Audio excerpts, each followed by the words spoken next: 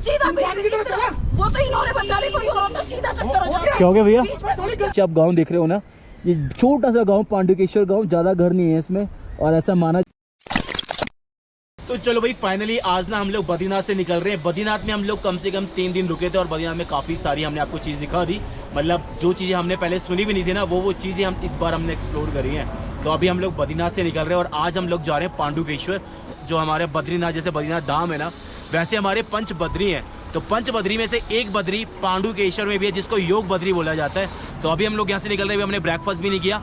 आज का जो ब्रेकफास्ट है वो हम पांडुकेश्वर में ही करने वाले हैं। तो भाई लोग अभी ना अपने होटल से लगभग 2 किलोमीटर में दूर आओ यहाँ पे वीडियो अपलोड करने के लिए। डेली ना वैसे हम यहीं पे वीडियो अपलोड करने आते हैं। अभी टाइम देखो 12:48 हो गए हैं और यहाँ पे बिल्कुल ना टावर लगा हुआ है सामने। जस्ट टावर के पे नीचे आके वीडियो अपलोड करता हूँ, क्योंकि यहाँ पे जो स्पीड आती है वो आती है 5 Mbps अपलोडिंग स्पीड।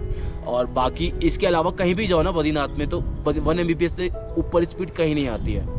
तो डेली इसलिए ना मेरे को वीडियो अपलोड करने के लिए यहाँ पे आने पड़ता है। 15-20 मिनट में मेरी वीडियो अपलोड हो जाएगी। उसके बाद यहाँ से हम लोग निकलेंगे अभी। और हम यहाँ से निकल के हो रहे हैं ना, एक तो मेरी ना दांत में कुछ प्रॉब्लम हो रही है, बहुत ज़्यादा पेन कर रहा है, वो समझ ही नहीं आ रहा दिक्कत क्या है। तो यहाँ पे तो कोई डॉक्टर वगैरह है नहीं। नीचे हम लोग जाएंगे जोशीमठ की तरफ, कोई ना कोई डॉक्टर मिल ही जाएगा तो उनको दिखाएंगे कि भाई ये दांत में प्रॉब्लम क्या है। भाई अभी ना मैं यहाँ पे व्लॉग कर रहा था कि व्लॉग में बता रहा था कि मेरे दांत में ऐसे दर्द हो रहा है। तो हम लोग यहाँ से जोशीमठ जा रहे हैं। तो मेरी बात ना किसी अंकल ने सुन ली, तो अंकल यहीं से निकल रहे थे। उन्होंने मेरे को बताया कि यहाँ पे एक हॉस्पिटल है, चैरिटेबल हॉस्पिटल, वहाँ पे जाके एक बार दिखा लो। तो एक बार चल रहे हैं। टावर के जस्ट नीचे ही हॉस्पिटल है। मेरी वीडियो भी अपलोड होती रहेगी और डॉक्टर को हम लोग दिखा लेते हैं। तो यहाँ पे एक गवर्नमेंट हॉस्पिटल भी है और यहाँ पे एक स्वामी विवेकानंद चैरिटेबल हॉस्पिटल भी है। पहले इसमें चलते हैं, अगर यहाँ पे कुछ नहीं होता फिर गवर्नमेंट हॉस्पिटल में चलेंगे। अभी ना एक ओपीडी जैसे पर्ची बनती है, मैंने पर्ची बना ली है। तो पर्ची के बाद में भी डॉक्टर के पास चलते हैं। डॉक्टर पहले हमारा बीपी चेक करेंगे, उसके बाद अगर यहाँ पे कोई डेंटिस्ट होंगे ना तो उनको अपना दांत दिखाएंगे। यार मेरे दांत में इतनी ज़्यादा प्रॉब्लम है कि मैं कल से ना 2 दिन से खाना भी नहीं खा पा रहा हूँ। मतलब दाल ही दाल पी रहा हूँ यार, हालत ख़राब हो गई मेरी। रात को मतलब नींद भी नहीं आती, इतना ज़्यादा पेन होता है।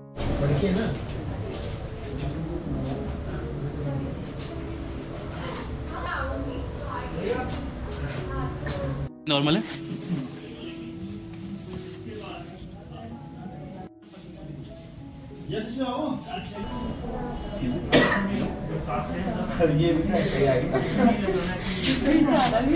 चलो भाई यार मैंने अपना ट्रीटमेंट करवा लिया, मतलब दवाइयाँ भी मिल गई हैं और यहाँ पे मतलब दवाइयाँ भी फ्री ऑफ कॉस्ट है, उसके लिए भी कोई पे नहीं करना। डॉक्टर भी फ्री ऑफ कॉस्ट है। और हॉस्पिटल के बगल में ना यहाँ पे डिस्पेंसरी भी है, जहाँ से आपको फ्री ऑफ कॉस्ट मेडिसिन भी मिल जाएंगे। चलो भाई वीडियो भी अपलोड हो गई, पब्लिश भी कर दी और हमारा दांत का काम भी हो गया। मतलब दवाइयाँ दे दी उन्होंने। और यहाँ पे तो उनके पास डेंटिस्ट नहीं था, लेकिन उन्होंने बोला है कि पीपल पानी है जोशीमठ के पास में कहीं पे, वहाँ पे इनका डेंटिस्ट बैठता है। तो उन्होंने वहाँ के लिए मेरे को बोला कि आप वहाँ चले जाओ, वहाँ पे आपका दांत का हो जाएगा काम। तो चलो अभी हम वैसे जोशीमठ की तरफ ही जा रहे हैं। तो पीपल पानी में दिखा लेंगे एक बार इनके डेंटिस्ट को। वैसे डॉक्टर काफ़ी अच्छे थे, सारे साउथ इंडियन थे जो कि यहाँ पे मतलब फ्री में काम कर रहे हैं। डॉक्टर्स भी मतलब चैरिटी कर रहे हैं।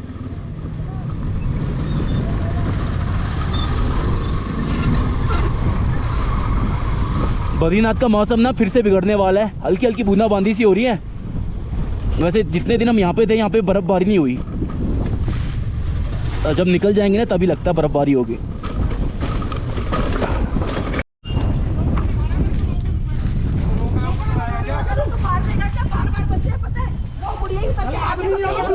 सीधा वो तो इन्होंने बचा ली, कोई और तो सीधा टक्कर हो जाता है। क्या हो गया भैया?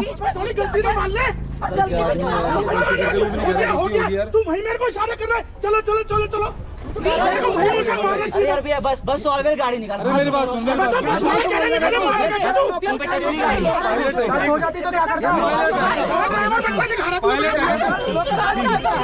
क्या हो गया?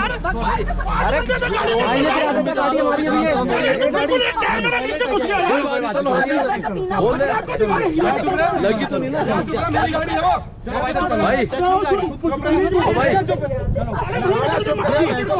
चलो कोई बात। ऐसा होता है यार पहाड़ों में, मतलब जब बाहर के लोग आते हैं ना तो उनका गाड़ी चलाने का तरीका थोड़ा दूसरा होता है, और जो पहाड़ के लोग होते हैं उनका गाड़ी चलाने का थोड़ा दूसरा होता है। तो मतलब जो बाहर के लोग आ रहे होते हैं थोड़ा डर के चला रहे होते हैं, और पहाड़ के जो लोग होते हैं बड़े फुर्ती में चला रहे होते हैं। ऐसा सीन रहता है।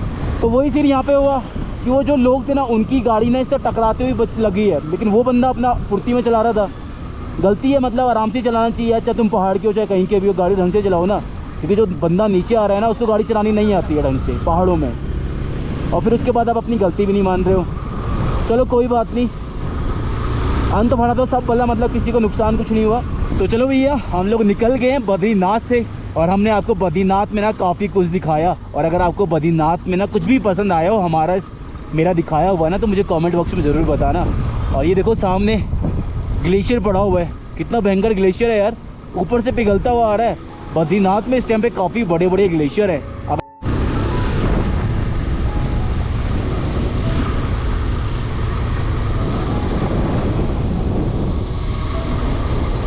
तो भाई जी बद्रीनाथ मंदिर से लगभग 5 किलोमीटर हम नीचे आए हैं, और आपने मेरे पीछे एक जगह देख रहे होंगे, ये हनुमान जी का मंदिर है।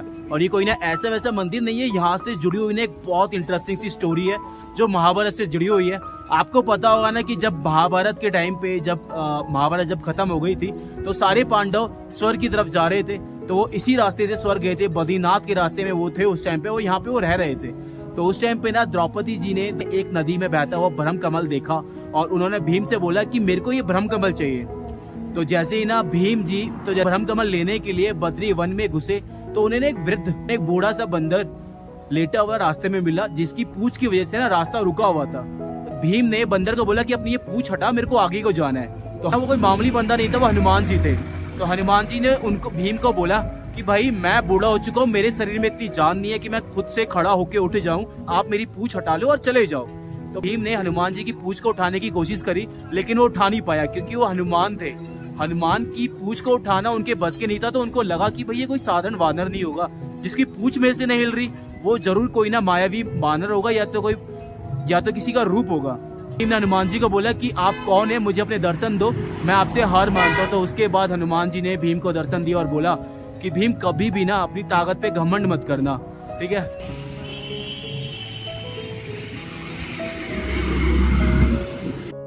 तो भाई जी हम ना हनुमान जी के दर्शन करके आ गए, और इस जगह पे ना मेरे को अभी जाके पता लगी, जब मैं अंदर दर्शन करने गया ना, तो मुझे नीम करोली बाबा जो हनुमान जी के बहुत बड़े भक्त थे, ऐसा माना जाता है कि नीम करोली बाबा को हनुमान जी ने दर्शन दिए थे। वो भी ना जब बद्रीनाथ जा रहे थे, तो यहाँ पे वो एक दिन रुके थे और उन्होंने यहाँ पे ध्यान लगाया था। तो इस जगह पे ना नीम करोली बाबा की भी एक फोटो लगी हुई थी, और ये सारी बात ना मुझे यहाँ पे जो पंडित जी मौजूद है ना अंदर, उन्होंने बताई।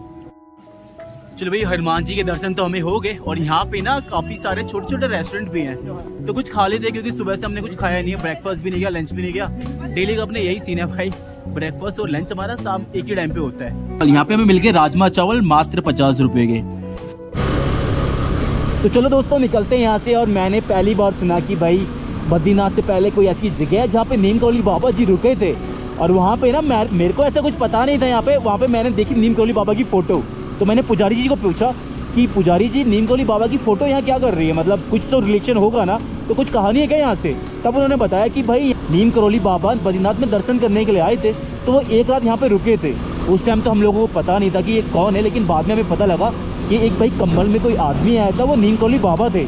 उस दिन के बाद से यहाँ पे ना उनकी फ़ोटो रखी हुई है, उनकी पूजा की जाती है। और यहाँ पे आने वाले टाइम में नीम करोली बाबा का एक भव्य मंदिर बनने वाला है, जैसे कैची धाम में है।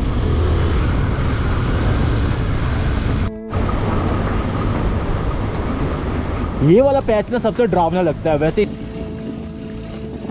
भाई साहब ये व्यू देखो सामने, क्या खूबसूरत लग रहा है यार। भाई साहब इस सामने से यहाँ पे जब सनसेट होगा कितना खूबसूरत लगता होगा। कितनी खूबसूरत वैली है यार, बहुत प्यारी है।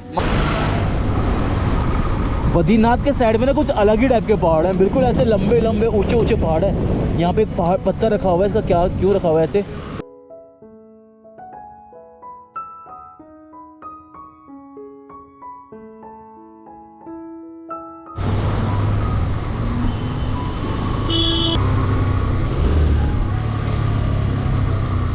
तो भैया हम लोग पहुंच गए पांडुकेश्वर में। ये जो नीचे आप गांव देख रहे हो ना, ये छोटा सा गांव पांडुकेश्वर गांव, ज़्यादा घर नहीं है इसमें। और ऐसा माना जाता है ना जब पांडव अज्ञातवास में थे तो वो इस गांव में भी रुके थे। और यहाँ बद्रीनाथ से 25 किलोमीटर पहले ना ये गांव पड़ता है। तो यह जो मेरे पीछे आप देख रहे हो इस गाँव का नाम पांडुकेश्वर है। और यहाँ पे ऐसा बोला जाता है ना कि भगवान बद्री की योग मुद्रा में यहाँ पे एक छवि दिखाई देती है। बाकी ये तो मैंने बस पढ़ा है, और इसका मतलब क्या है ना वो सारा तो नीचे मंदिर में चल के पता लगेगा। बाकी यहाँ पे इंटरनेट नहीं तो हम कुछ पढ़ नहीं पाए, लेकिन मुझे इतना पता है कि ये जो मंदिर है ना, 5 बद्रियों में से एक इस बद्री को माना जाता है वैसे। तो भाई हम लोग पांडुकेश्वर में पहुँच चुके हैं, और यहाँ पे देखो हमें क्या दिखा है। वही तो यहाँ पे 2 मंदिर है काफ़ी पुराने, तो यहाँ पे एक ना योग बद्री और एक वासुदेव जी का मंदिर है। तो अभी अंदर जाके आपको दिखाते हैं।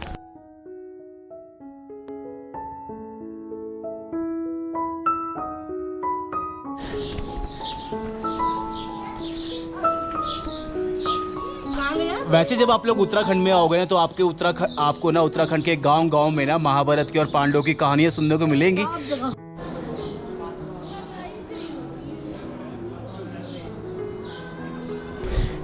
वैसे यहाँ पे ना मेन 2 मंदिर है, देख लो कितना विशाल, मतलब ऐसा लग रहा है कि जैसे सच में ना इसको एक पत्थर से काट के बनाया होगा। ये सामने जो आप मंदिर देख रहे हो ये योग बद्री है और इस तरफ ये भगवान वासुदेव का मंदिर है, यानी कि कृष्ण जी का मंदिर है। ये पांडुकेश्वर में एक जगह है जिसको योग ध्यान बद्री बोलते हैं। ऐसा माना जाता है कि जो पांडवों के पिता थे ना, राजा पांडु, उन्होंने यहाँ पे तप किया था। उनकी ये तपोभूमि है और उनको अपनी संतान की जो प्राप्ति हुई थी ना, इसी मंदिर से उनको आशीर्वाद मिला था। उसके बाद में उनको अपनी 5 संतान प्राप्त हुई थी।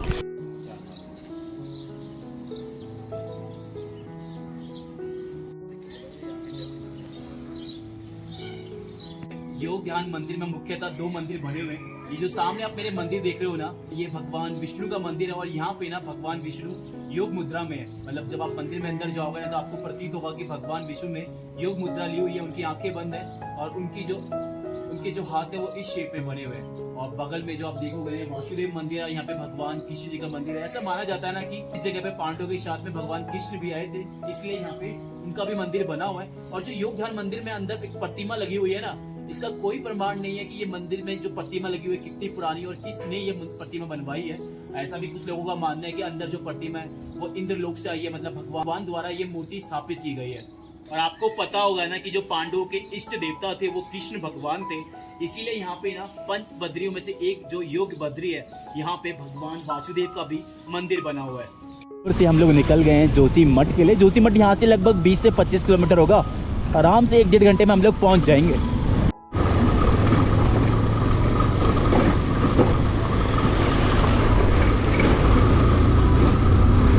तो भैया यहाँ पे हम रुके थे खोखे पे ना कुछ चाय पानी पीने के लिए। और यहाँ पे सामने देख रहे हो काग भुसंडी पैका, यहाँ से ना काग भुसंडी का ट्रैक स्टार्ट होता है। अगर आपको नहीं पता ना काग भुसंडी क्या है, काग भुसंडी ना हमारे उत्तराखंड का एक बहुत जाना माना ट्रैक है। मतलब ज़्यादा लोग इसके बारे में नहीं जानते होंगे। 20 से 25 किलोमीटर का ये ट्रैक है और 2 दिन में होता है। और ऐसा बोला जाता है ना कि काग भुसंडी के जब आप काग भुसंडी पहुँचोगे तो वहाँ पे एक बहुत बड़ी लेक है। उस लेक में जितने भी कौवे होते हैं ना, मरने के लिए वहाँ जाते हैं। जब उनकी उम्र हो जाती है तो वो अपने प्राण त्यागने के लिए वो काग भुसंडी लेक में जाते हैं और उसी लेक में ऐसे उड़ते हुए डूब जाते हैं। तो भाई लोग हम ना जोशीमठ पहुंच चुके हैं और अब हम यहाँ पे ना कोई कमरा ढूंढ रहे हैं अपने बजट में। तो यहाँ पे कुछ हेलो जी, प्रणाम। उत्तराखंड की इन खूबसूरत वादियों में आपका फिर से स्वागत है। कल रात को ना यार हम लोग जोशीमठ आ गए थे और जोशीमठ में हम लोग यहाँ पे रुके थे अभी से एक लॉज करके ना। ये मैंने आपको बताया था ना कि हमारे कोई सब्सक्राइबर मिले थे, वो हमको ले आए थे। उनके किसी भैया की जान पहचान वाले किसी भैया की यहाँ पे होटल था। बाकी जोशीमठ में जितने भी लोग रहते हैं ना, सबके 2-2 घर है। एक तो नीचे की तरफ को, ठीक है, नीचे की तरफ को घर है जहाँ पे वो लोग रहते हैं, और दूसरा लोगों ने होटल वगैरह मेन मार्केट में बनाए हुए हैं। और एक चीज़ तो यार बोलनी पड़ेगी कि जोशीमठ में ना खाना बहुत टेस्टी मिलता है। अगर आप जोशीमठ आ रहे हो ना तो यहाँ पे रुक के ना एक बार यहाँ का खाना जरूर ट्राई करना। यहाँ पे हम लोग डेली खाना खाते हैं, उनका खाना भाई कमाल है। मतलब आज का जो हमारा दिन है ना वो 6 बजे स्टार्ट हो रहा है। 6 बजे लोग ना घूम घाम के अपने रूम पे वापस आते हैं और हम 6 बजे निकल रहे हैं, क्योंकि ना तबीयत ही ऐसी हो गई थी। कल रात को हम लोग बद्रीनाथ से आए और हवा बहुत भयंकर चल रही थी, तो हवा की वजह से ना मेरी और भुप्पी, हम दोनों भाइयों की ना तबीयत खराब हो गई थी। तो इसलिए हम सुबह से ना कहीं लोग निकले भी नहीं है।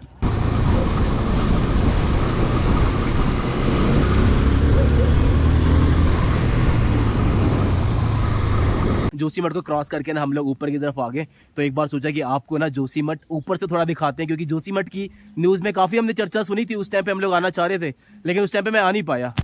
ऐसा कुछ दिखता है भाई ऊपर से। जोशीमठ बहुत खूबसूरत है।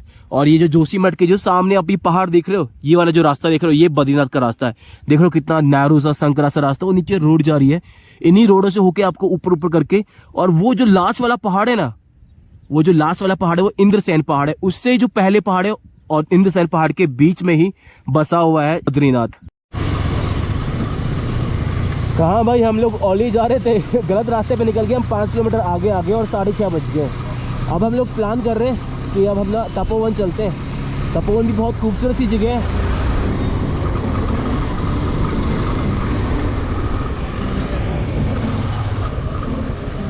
ये आ गया जी बड़ा गांव।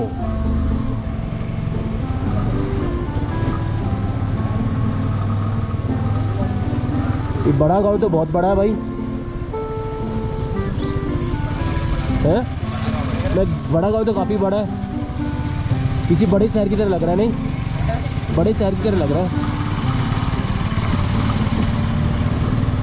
वैसे ये रास्ता ना नीति वैली के लिए भी जाता है। नीति वैली से आगे तिब्बत पड़ता है, जो उत्तराखंड के जो बॉर्डर लगे हुए हैं ना,